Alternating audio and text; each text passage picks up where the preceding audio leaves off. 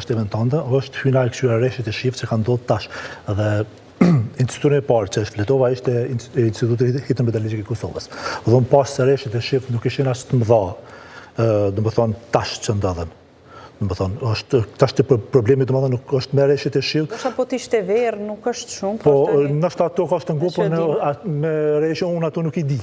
Po, unë mënoj që gjatë, unë do më folë prej perspektive se raportimeve që i këm bon vazhdimësi, për çështën e ndërtimeve, qoftë rrugore, qoftë e larta, dhe do më thonë ato në putet që unë i kam kujtesë, unë do të sjellë këto. Problemi është tash të degradimi i mjedisit, kes planifikimi u ballë ndërtimet e egra. Unë me plot respektin më të madh që kam ndaj urbanistëve që kemi përpara, sepse na shumë ndritun të urbanizmit tonë i kemi trallë, po problemi është më i madh ndoshta problemi më i madh që ndër të urbanistët që kemi këto që e kanë sjellën edhe këtë farë gjendje. Është edhe tek urbanizmi, nuk është tek kryesor, sepse urbanistët bëjnë projekte për institucionet dhe institucionet e implementojnë ato. Me pastaj, a implementojnë ashtu si kanë bërë këta ajo, kjo është për të diskutu, do të pyesim. Po, kur e thash për urbanistët, është faktori institucional. Unë veç e pash një fotografi e pash njërin për projekteve të fundit urbanistike në Kosovë që ka ndodhur është në nkalimin Malishev, që është 8.2 milion euro, 800.000 euro punë shtesë, mbi 9 milion euro. Çka ndodhi në zonën urbane që është përpos zonave rurale, u blloku veç në ngalimi. Pse është blloku në ngalimi? Sepse planifikimi nuk është bërë si duhet. Kush e ka bërë planifikimin? E kanë bërë urbanistët. Nuk kanë bërë. Po jo veç kjo, po janë një set faktorë të çështjet të planifikimit, unë mendoj. Që nuk është veç që tash të përmendni zoti Tafallari edhe çështjen e Betoninë Avenerte, ato janë dytësore të gjitha. Parësore është çështja e planifikimit. Ç'po ja përmend unë edhe pikë Fushë Kosovës. Unë veç çështje konkrete po them edhe me shembull, sepse ligji nuk di shumë të citua kësi gjanash. Fushë Kosova tashti është duke bërë ndrimin e infrastrukturës të rrugës kryesore të rrugës së Nën Tereza. Çka është të bëjë Fushë Kosova? Është të ngru disa gypa të rrjetit duket të internetit e këto, po edhe asfaltin. Po çka nuk është të bëjë? Nuk është të ngru gypin e ujrave atmosferik. Gypi i ujrave atmosferik, aty është i para luftës, edhe disa është fi 500, dhe urbanistët di mirë që është fi 500. Fi 500, edhe ajo është ndërtuar domethënë para luftës. Shiko, cili është problemi i Fushë Kosovës? Problemi i Fushë Kosovës tash është se të gjitha garazhat janë të përmbytura aktualisht. Sot ndoshta jo, po dje. Të gjitha garazhat kanë qenë të mbytur. Pse kanë qenë të përmbysura? Vetë edhe këtë, pse? Sepse është shumë e lehtë për me ditë, nuk ka nevojë më kanë urbanist, sepse gypi atmosferik është mbi garazha. Të është çështja e ndërtimit këto. Ato shumica e ndërtime me leje, po lejet i kanë bërë urbanistat se kanë bërë. Atëherë, kjo është tim për diskutim shumë e gjatë. çështjet që po ngritën, se vetëm kur ndodhin katastrofa të tilla lypën përgjegjësit, pastaj sikur harrohet çdo gjë dhe na kapin para hallë të tjera, nuk them kokën më pas, shohim ku janë problemet që na ndodhin këto fatkeqësi.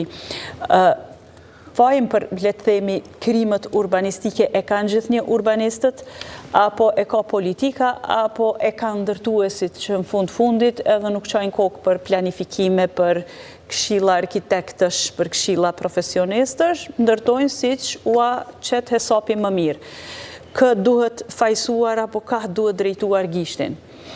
Më spari unë këtë emisione ju, kërë për cilë i di që është një farë debati ma shumë politik se sa teknik. Po. Ne këtu jemi teknik shumë ma shumë se sa politik. Profesionist në fakt, vetëm nga ana profesionale. Për me bo një paralele, puna e urbanistëve dhe arkitektëve është si puna e ligjzëvendësve, si puna e delegatëve në kuvend. Ne japim, prodhojmë dokumente të cilat duhet të zbatohen dhe të cilat duhet të respektohen. Aty përfundon misioni? Misioni jonë përfundon në momentin kur prodhohet dokumenti, edhe atë dokument na duhet ko paskoje me përcjell, apo zbatohet, me përcjell ma shumë nga ona etike dhe morale, se sa nga ona obligative.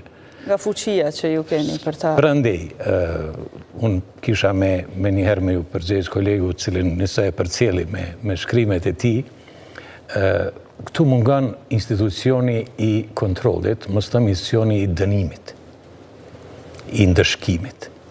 Në Gjermani, unë e kom këtu nuk di gjermanisht, po është një farë Niederschlag Wassergebühr.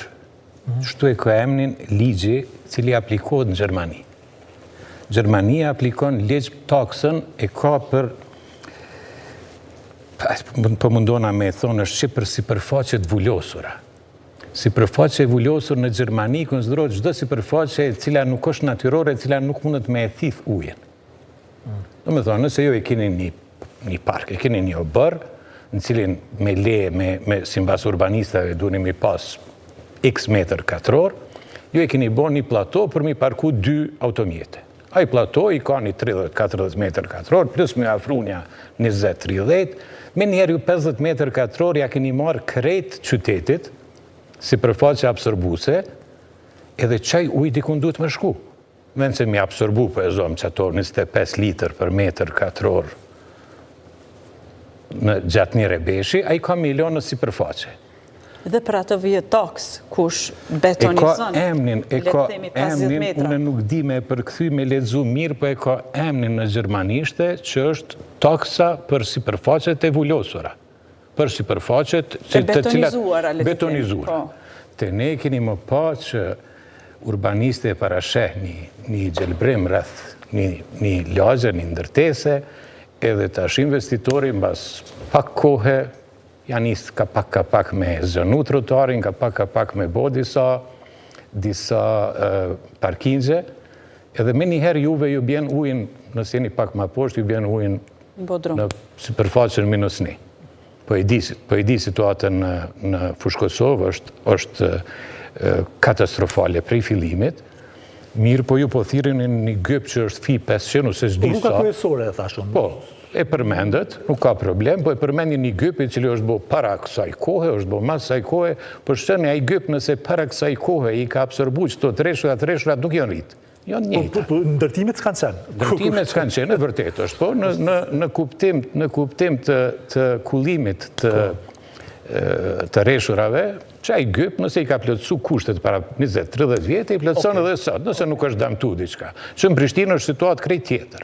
Prishtinë ekzistojnë kanalet të cilat nuk e kryen më funksionin për disa arsyna, që tash do t'ju tregoj. Kështa pas qef edhe se shumë kena qef na me marrë shembuj për Evropë, në Amerikë. Në Amerikë për zomë e keni në Philadelphia, në Portland. E keni një projekt Green City Clean Waters, në cilin gjdo biznesi, i cili ka, si më thonë, ka parkingjet e veta, atje parkingjet janë me 100.000 metra katror, se ka shumë automjete, në momentin kër i marin këto, kër i bojnë kullimin e ujgjësisht, këto ishujt të cilët ne i kemi, i shëndrojnë në kopsht të shio, ashtu i quajnë.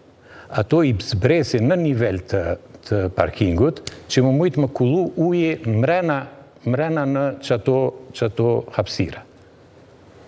Edhe ato sipërfaqet e mëdha, cilat është gati e pamundur, kur është rebeshi me i të gjithat me i kullu në për kanale, ata e kanë gjetë një mënyrë, edhe në këtë mënyrë njësoj liron